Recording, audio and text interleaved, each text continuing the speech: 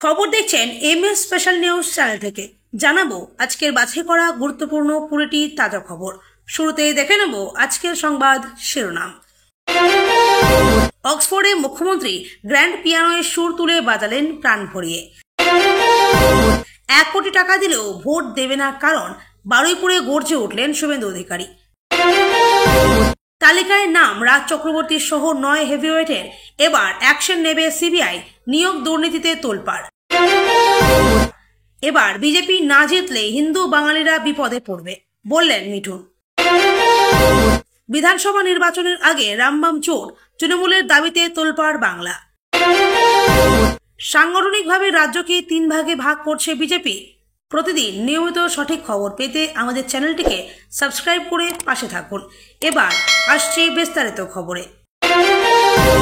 আগামী বছরের রাজ্যে বিধানসভা নির্বাচন, তার আগেই বিজেপির অন্তর্দ্বন্দ্ব নিয়ে বিস্ফোরক মন্তব্য করলেন অভিনেতা তথা বিজেপি নেতা মিঠুন চক্রবর্তী।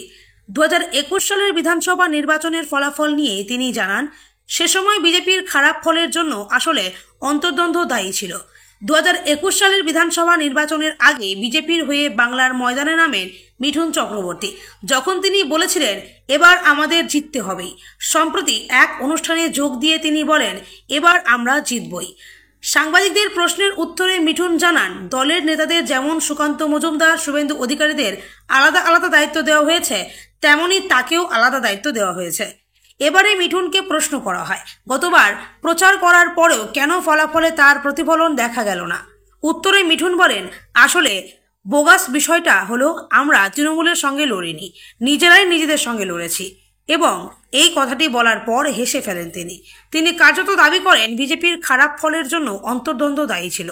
মিঠুনের মতে দলীয় একতা না থাকার কারণেই বিজেপি ভালো ফলাফল করতে পারেনি। এদিন মিঠুন চক্রবর্তী আজ জানিয়েছেন, 9% হিন্দু ভোটার যারা বিজেপিকে ভোট দেন না, তারা যেন বিজেপিতে ফিরে আসেন। তিনি মন্তব্য করেন, এবার যদি বিজেপি না জিততে পারে তবে হিন্দু বাঙালিরা বিপদে পড়বে। তবে তৃণমূল কংগ্রেসের দাবি, মিঠুন চক্রবর্তী যে বক্তব্য দিয়েছেন তাতে ভোট বাক্সে কোনো প্রভাব পড়বে না। তৃণমূল বিধায়ক হুমায়ুন কবির বলেন, এর আগে অমিত শাহর পাশে বসে মিঠুন বলেছিলেন 1 কোটি সদস্য হলে রাজ্যটা বিজেপির হবে, কিন্তু সেই লক্ষ্যেও পৌঁছাতে পারেনি বিজেপি। এবারও তার কথায় কেউ ভোট দেবে না। তিনি আরও জানান, 2026 সালে বিজেপির ভোট শতাংশ আরও কমবে, এমনটাই তার বিশ্বাস। রাজ্যে আসন্ন বিধানসভা নির্বাচনে বিজেপির শক্তির পরীক্ষা হবে। রাজনৈতিক মহলে প্রশ্ন উঠছে, মিঠুনের মন্তব্য বিজেপির হয়ে সুবিধা এনে দিতে পারবে কিনা, তাও এখন দেখার বিষয়। কিছুক্ষণ পরেই অক্সফোর্ড বিশ্ববিদ্যালয়ের কেলগ কলেজ ক্যাম্পাসে বক্তৃতা দেবেন মুখ্যমন্ত্রী মমতা বন্দ্যোপাধ্যায়। তার কয়েক ঘন্টা আগেই তিনি বাসে করে পৌঁছে যান ক্যাম্পাসে, ঘুরে দেখান চারপাশ, কিছুক্ষণ বিশ্রাম নেন, এমনকি পিয়ানো বাজান টুংটাং সুরে। এদিন অক্সফোর্ড ক্যাম্পাসে কিছুক্ষণ ঘোরার পর তিনি ঢোকেন সেখানকার র্যান্ডলফ হোটেলে। সেই হোটেলের অ্যালিস লাউঞ্জে বসেন তিনি। সেখানেই রয়েছে এক সুবিশাল গ্র্যান্ড পিয়ানো। স্বভাবসুলভ কৌতূহলে ও বন্ধুত্বপূর্ণ আচরণে সেই পিয়ানোর দিকে এগিয়ে যান। তারপরেই রিডে রিডে আঙুল চালিয়ে বাজাতে শুরু করেন। 1887 সালের ভারিক্কি সে পিয়ানোয় বেজে ওঠে রবীন্দ্রসঙ্গীতের সুর। গত 3 দশকেরও বেশি সময় ধরে মমতার সঙ্গী একটি ক্যাসিও সিনথেসাইজার, সেটি বাজিয়ে নানা জায়গায় নানা গানের সুর তুলতে দেখা গেছে তাকে। সেটি বাজাতে জানলেই সে সহজে পিয়ানো বাজানো যায়, তা অবশ্য নয়। পিয়ানো বাজানোর পদ্ধতি সম্পূর্ণ আলাদা, যা আলাদা করেই শিখতে হয়। তবে তা প্রথাগতভাবে শেখা না থাকলেও যেহেতু গান বাজনার প্রতি মমতার উৎসাহ রয়েছে, তাই এদিন বেশ সাবলীলভাবেই এই পিয়ানোতে একের পর এক গানের সুর তোলেন তিনি। টুংটাং করে বাজান আমরা করব জয়, প্রাণ ভরিয়ে তৃষা হারিয়ে, পুরনো সেই দিনের কথা, এই গানগুলি। নিয়োগ দুর্নীতিতে ফের নয়া মোড়। বৃহস্পতিবার বিশেষ আদালতে পার্থ চট্টোপাধ্যায়ের জামিন মামলার শুনানিতে আদালতে বিস্ফোরক তথ্য দিয়েছে সিবিআই, যার প্রেক্ষিতে এবার মনে করা হচ্ছে রাজনৈতিক প্রভাবশালীদের আতশকাচের নিচে আনা হবে। একে একে রাজনৈতিক প্রভাবশালীদের এবার জিজ্ঞাসাবাদ করতে চলেছে সিবিআই, এমনটাই সূত্রের খবর। নিয়োগ দুর্নীতিতে বিস্ফোরণ। 2022 থেকে শুরু করে শিক্ষক নিয়োগ দুর্নীতি নিয়ে তোলপাড় রাজ্য। একের পর এক গ্রেপ্তারি হয়েছে হেভিওয়েটরা। তালিকায় ছিলেন প্রাক্তন শিক্ষামন্ত্রী পার্থ চট্টোপাধ্যায়, বিধায়ক মানিক ভট্টাচার্য, বিধায়ক জীবনকৃষ্ণ সাহারা। যদিও তাদের মধ্যে অনেকেই এখন জামিনে মুক্ত। এবার কি ফের সেই সময় ফিরতে চলেছে, তেমনই ইঙ্গিত দিয়েছে সিবিআই সূত্রের খবর। আদালত সিবিআই জানিয়েছে, বিশেষ ভবনের ওয়ার হাউস থেকে একটি তালিকা খুঁজে পেয়েছে তারা, যাতে 321 জন অযোগ্য প্রার্থীর নাম ছিল। সেই তালিকা থেকে 134 জন চাকরিও পান। সেই সকল অযোগ্যদের নাম রাজনৈতিক নেতারা সুপারিশ করেছিলেন। এমনই বিস্ফোরক দাবি সিবিআই এর। আদালতে কেন্দ্রীয় সংস্থার এহেন দাবি করায় এবার নতুন করে প্রভাবশালীরা বিপাকে পড়তে চলেছেন বলে মনে করা হচ্ছে। কাদের নাম সামনে? আদালতে সিবিআই যা তথ্য দিয়েছে সেই অনুযায়ী সুপারিশকারীর তালিকায় নাম তৃণমূল ও বিজেপি উভয় দলের নেতাদেরই। নাম ছিল রাজ চক্রবর্তী, প্রাক্তন সাংসদ ও বিজেপি নেতা দিব্যেন্দু অধিকারী, প্রাক্তন পুলিশ কর্তা ও বিজেপি নেত্রী ভারতী ঘোষ, রাজ্যসভার তৃণমূল সাংসদ মমতা বালা ঠাকুর, স্বরূপনগরের তৃণমূল বিধায়ক বীণা মণ্ডল, পানিহাটির তৃণমূল বিধায়ক নির্মল ঘোষের পাশাপাশি নাম রয়েছে ক্যানিং পূর্বের তৃণমূল বিধায়ক শওকত মোল্লা, পাঁচলার তৃণমূল বিধায়ক গুলশন মল্লিক, কতুলপুরের প্রাক্তন বিধায়ক শ্যামল সাঁতরাদের। সকলের নামের পাশে পদ লেখা থাকলেও রাজ চক্রবর্তীর বিষয়ে কিছু লেখা নেই। তাই এখানে কোন রাজ চক্রবর্তীর কথা বলা হয়েছে তা অবশ্য জানা যায়নি। সাংগঠনিকভাবে রাজ্য বিজেপিকে 3 ভাগে ভাগ করার সিদ্ধান্ত হয়েছে বলে দলীয় সূত্রে জানা গিয়েছে। রাজ্যের পশ্চিম ভাগ নিয়ে তৈরি হচ্ছে রাঢ়বঙ্গ বিভাগ। এই বিভাগের দায়িত্ব দেওয়া হচ্ছে প্রাক্তন রাজ্য সভাপতি দিলীপ ঘোষকে। দক্ষিণবঙ্গের দায়িত্ব দেওয়া হচ্ছে বিধানসভার বিরোধী দলনেতা শুভেন্দু অধিকারীকে। মূলত উত্তর দক্ষিণ 24 পরগনা, হাওড়া, হুগলি, পূর্ব মেদিনীপুর, কলকাতা নিয়ে এই বিভাগটি তৈরি হবে।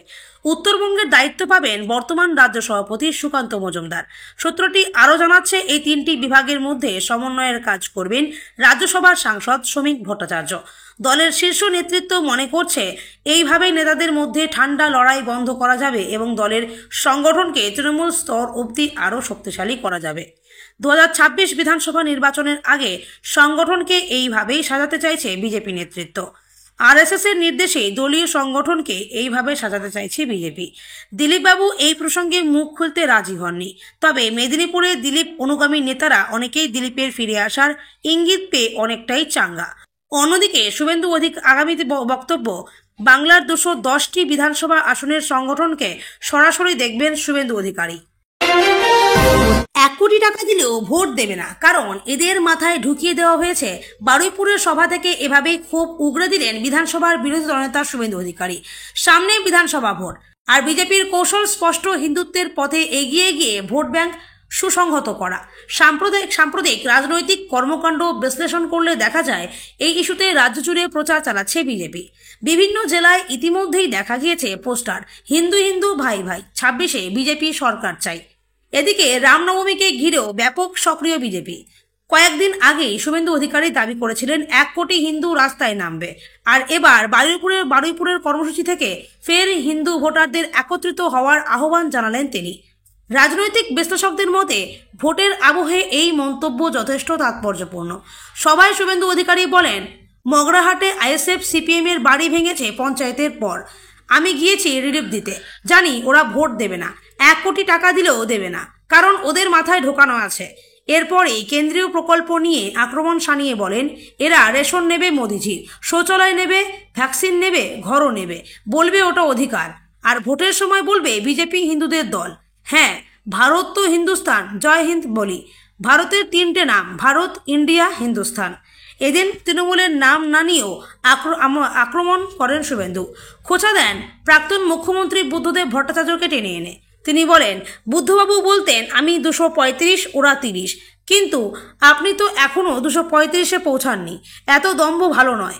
এরপর জনতার উদ্দেশ্যে বলেন, পরিবেশ আমরা তৈরি করে দেব, নিশ্চিন্ত থাকুন, যাদের জেলে দেখতে চান তাদের জেলেই দেখতে পাবেন। সভায় শুভেন্দুর সাফ বার্তা, আমাদের এক থাকতে হবে। আমরা হিন্দু ও জনজাতির 40% ভোট পাচ্ছি, কিন্তু অনেক হিন্দু ভোট দিতে যান না, তারা দয়া করে বাড়ি থেকে বের হন। এ লড়াই অস্তিত্বের লড়াই। তিনি আরও বলেন, বাংলাদেশের পরিস্থিতি দেখছেন তো, সেই অভিজ্ঞতা থেকে কি তৃণমূল সিপিএম কংগ্রেসকে ভোট দিয়ে ভোট নষ্ট করবেন? আমি আশা করি সনাতনীরা তা করবেন না। মাত্র 8 থেকে 10% সনাতনী হিন্দু ভোটার বেরিয়ে এলে আমরা উড়িয়ে দেব। তারপর উত্তরপ্রদেশের মতো শৃঙ্খলা সংস্কার সুশাসন, গুজরাটের মতো শিল্প কারখানা, অসমের মতো অনুপ্রবেশ রোধ করা হবে। রাজনৈতিক মহলের মতে শুভেন্দুর এই বক্তব্যে স্পষ্ট 2026 বিধানসভা ভোটের আগে বিজেপি হিন্দুত্বকেই অস্ত্র করে এগোতে চাইছে। প্রতিপক্ষকে হারাতে সমবায় নির্বাচনে বিরোধীদের জোট বাঁধার ঘটনা নতুন নয়। এবার বীরভূমের নলহাটি কৃষি সমবায় নির্বাচন নিয়েও উঠল একই অভিযোগ। বলা হচ্ছে তৃণমূলকে হারাতে একজোট হয়েছে বিজেপি সিপিএম। প্রসঙ্গত দীর্ঘ 25 বছর পর রাজ্যের এই কৃষি সমবায় সমিতিতে নির্বাচন হতে চলেছে। আগামী 13ই এপ্রিল এই সমবায়ের নির্বাচন রয়েছে। তার আগেই এই নির্বাচনে আসন সমঝোতার অভিযোগ উঠল বিজেপি সিপিএম এর মধ্যে। রাজ্যের সমবায় নির্বাচনের আগে জোট বাঁধছে বিজেপি সিপিএম। জানা যাচ্ছে রাজ্যের নলহাটি 2 নম্বর ব্লকের শীতলগ্রাম পঞ্চায়েতের কামালপুর সমবায় কৃষি উন্নয়ন সমিতির 6টি আসনের জন্য 7টি মনোনয়ন জমা পড়েছে। তৃণমূলের দাবি তার মধ্যে 5টি বিজেপি এবং 2টিতে মনোনয়ন জমা দিয়েছেন সিপিএম সমর্থিত প্রার্থী। উল্লেখ্য এর আগে 23-এর পঞ্চায়েত নির্বাচনে একসাথে লড়াই করে শীতলগ্রাম পঞ্চায়েত দখল করেছিল বিজেপি সিপিএম কংগ্রেস জোট। তৃণমূলের দাবি আসন্ন সমবায় নির্বাচনেও তারা এই একই কাজ করছেন। যদিও সিপিএম এর দাবি যারা মনোনয়ন জমা দিয়েছেন তারা দলের কেউ নয়।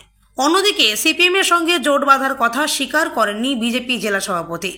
জানা যাচ্ছে এতদিন সমবায় সমিতির শেয়ার হোল্ডারদের নিয়ে পরিচালন কমিটি গঠন করা হতো, তবে এবার দীর্ঘ 2 দশকের বেশি সময় পর নির্বাচন হতে চলেছে। বিজেপি সিপিএম এবং কংগ্রেস মিলিতভাবে এই শীতল গ্রাম পঞ্চায়েতের সমবায় নির্বাচন পরিচালনা করছে। এই সমিতির মোট আসন সংখ্যা 6। কল্যাণপুর, বেরাশিমুল, বারুণীঘাটা, কালামপুর, সাহেবনগর ও ঢিটিডাঙ্গা গ্রাম নিয়ে এই সমবায় গঠিত। সমবায়টি বেরাশিমুল গ্রামে অবস্থিত। আগামী মাসের এই সমবায় নির্বাচন ঘিরে এই মুহূর্তে প্রস্তুতি তুঙ্গে। তার আগে চলতি সপ্তাহের সোম ও মঙ্গলবার ছিল মনোনয়নপত্র জমা দেওয়ার দিন। সোমবার তৃণমূলের পক্ষ থেকে 6টি আসনে মনোনয়নপত্র জমা দেওয়া হলেও মঙ্গলবার নাকি সিপিএম ও বিজেপি একসঙ্গে এসে মোট 7টি মনোনয়ন পত্র জমা দিয়েছে। এছাড়াও জানা যাচ্ছে নির্দল প্রার্থী হিসেবে মনোনয়ন জমা দিয়েছেন বেরাশিমুল গ্রামের এক ব্যক্তি। বলা হচ্ছে এদিন বিজেপির 5 জন প্রার্থী এবং সিপিএম এর পক্ষ থেকে 2 জন প্রার্থী মনোনয়নপত্র জমা দিয়েছেন।